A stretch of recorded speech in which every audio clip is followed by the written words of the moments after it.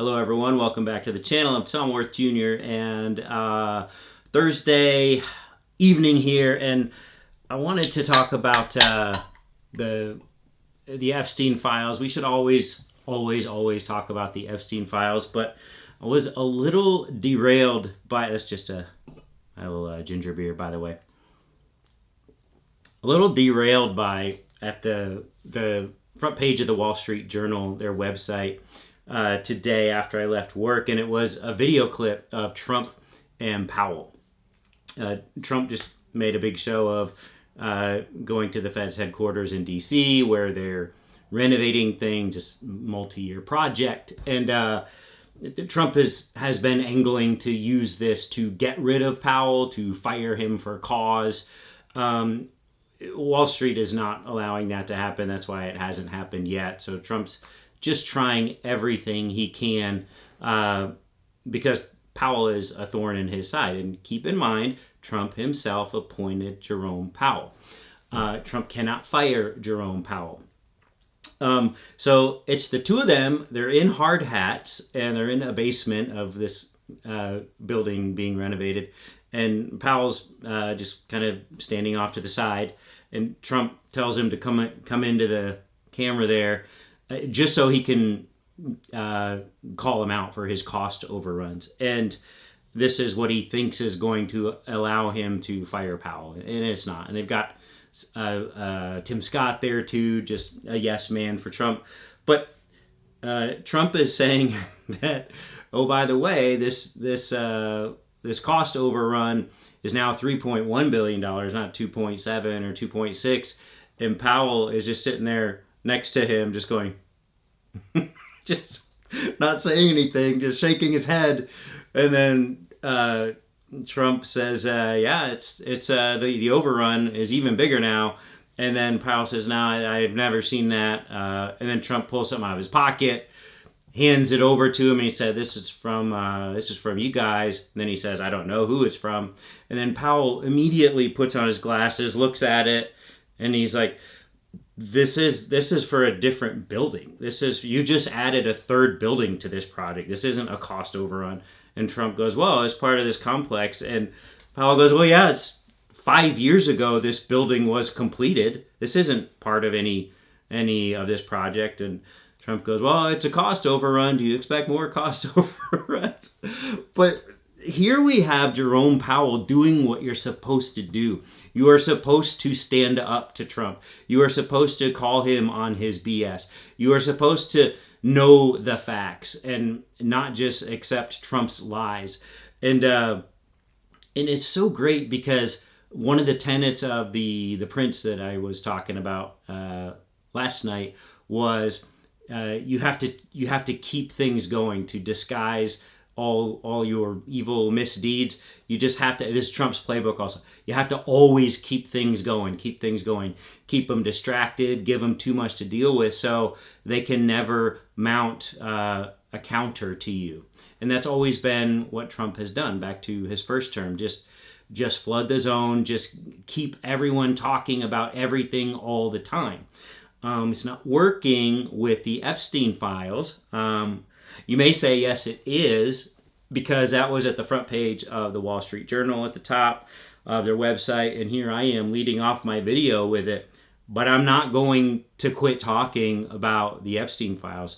I can also mention Tulsi Gabbard being the Russian asset that she is, still spouting off Russian and Syrian propaganda all these years later, announcing an investigation into Obama.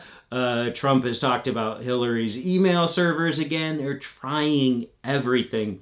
It's not working because what everyone is thirsting for is the Epstein files. Even the representative out of Kentucky, the Republican representative Massey, who Trump hates because Massey doesn't just go along with everything.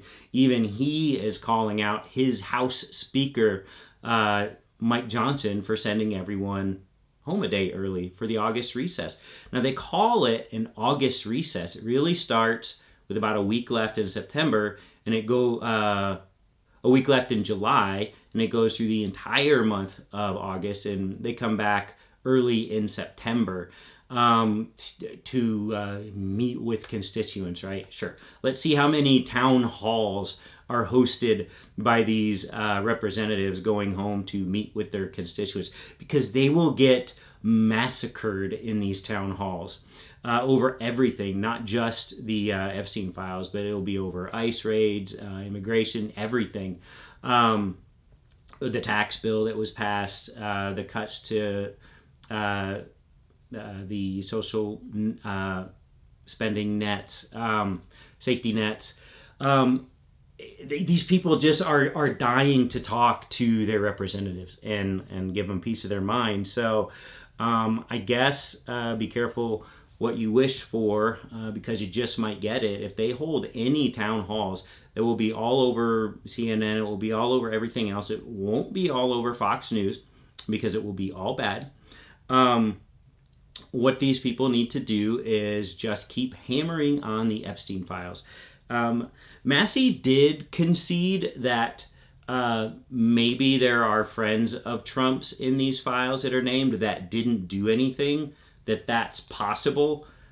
But to say that you were on the plane or you were on the island and you weren't partaking in anything, you know what that island is about. You know what Jeffrey Epstein is about. If you're in those files at all, I say you are implicated, and people need to know that your name is in those files, and people can decide to do what they want. I'm not saying they have to go to jail because their name appears in a file. I'm saying if they're hanging out with this guy, knowing what this guy is and what he does, constituents have a right to know that. Voters have a right to know that. Let's let everyone know. Why not? In the meantime, Trump and Gabbard deciding it's a good idea to pick a fight with Obama. Good luck with that. I just, Obama tried his best to stay out of the fray. He didn't do as good a job as George W. Bush has done. I wish George W. Bush would speak up. He's not. But if you take the gloves off and tell Obama he can take his gloves off, then that's a very bad idea by Trump and his people. Meanwhile, Pam Bondi is just the poster girl for what gives us a chance with Trump, because he does not bring on the best and brightest. He only brings on the worst and the dimmest, and she is among the worst and the dimmest. So when you put someone like her as Attorney General, it is going to be a disaster. She's going to mess up. She's going to let things out she shouldn't. She's going to be talking about things she shouldn't.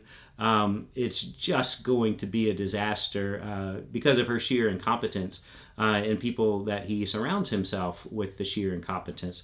So that's a good thing coming out of Trump world is Bondi screwing everything up, Gabbard screwing everything up, Trump himself showing up to try to make a mockery of Jerome Powell, who is infinitely more intelligent and prepared than he is. And then his own party, Thomas Massie out of Kentucky, standing up to the non-release of the Epstein files. He had a great point. Massie did. He said, probably would have been better off to just go ahead. It's just a non-binding procedural type vote anyway. But now everyone's going to be talking about it for the next 5 or 6 weeks. People back home are. The media is going to be talking about it. It's not going to go away just because Mike Johnson didn't hold a symbolic, non-binding vote on whether to release it or not. So again, people making very poor decisions under extreme pressure from Trump. So it's going to be an interesting end of July and month of August, and what is typically just a nothing month. People are usually home with their families rather than being in DC, and now we just get to sit there and talk about things, and that is violating a rule of Machiavelli's that you have to keep the people busy, you have to keep them distracted, you have to just keep piling things on. Well, you can't really do that when everyone's in recess. So good news there. That's it for today. Hopefully you liked this video, and if you did, give it a like and subscribe if you haven't already, if you are so inclined to do so. And we will talk tomorrow. See ya. Bye.